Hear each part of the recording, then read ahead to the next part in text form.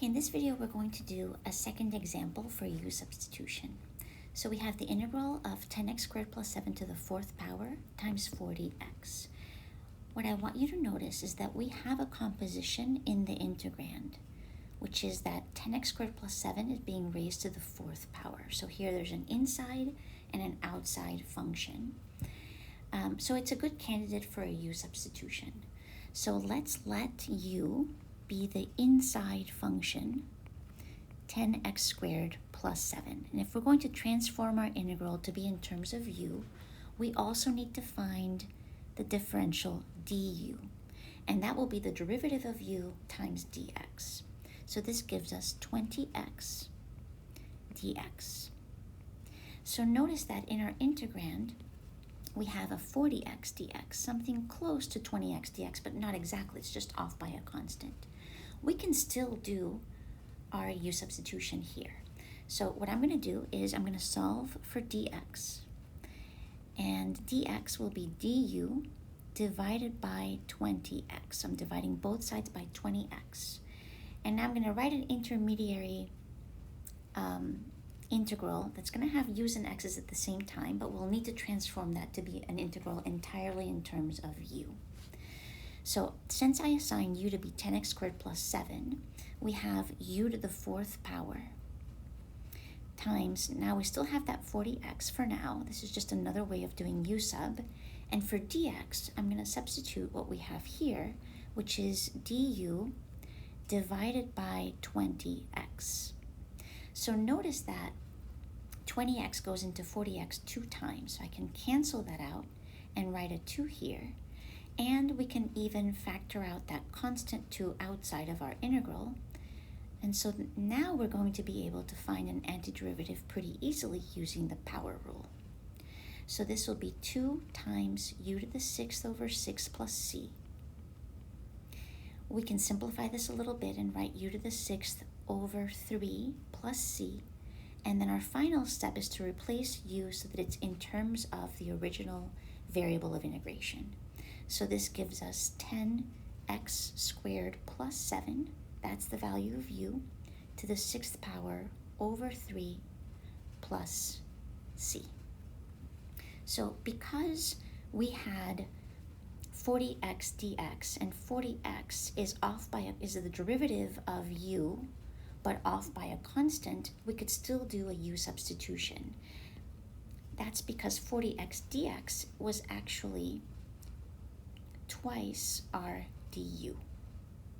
So another way that you can think of this du is that we multiply both sides by 2 and get 2 du is 40x dx. So if you're not comfortable with x's and u's in the same integral, we can substitute for 40x dx 2 du, and we have the same thing that we ended up with. We can pull out the 2 and write u to the 5 du so that we can more easily integrate. So now that we've done this second example, let's write down a few steps in thinking about how to use U-substitution.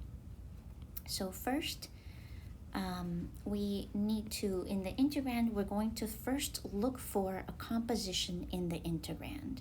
If we have a composition, that's a good candidate for a U-substitution technique.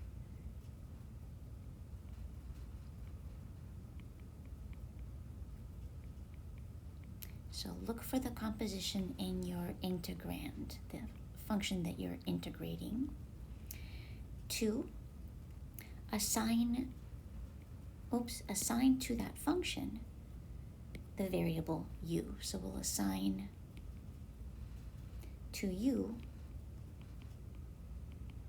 the inside of the composition.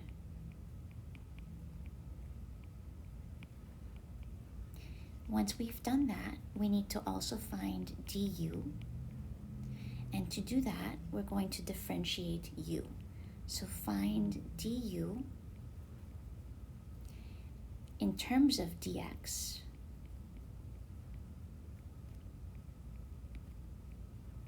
by differentiating u.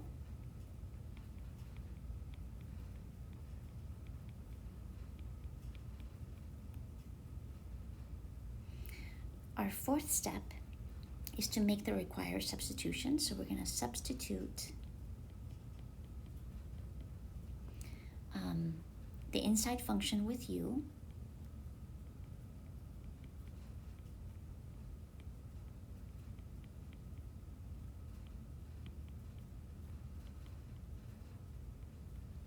and dx needs to be written in terms of du.